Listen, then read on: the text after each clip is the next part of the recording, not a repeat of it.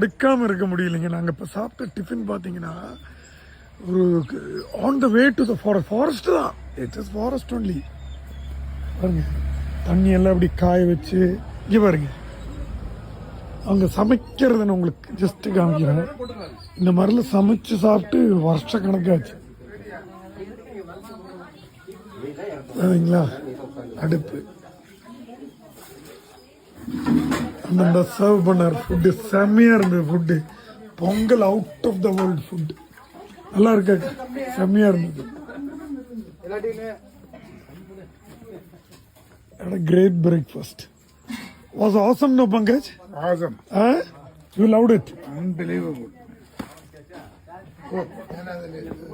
I've taken you.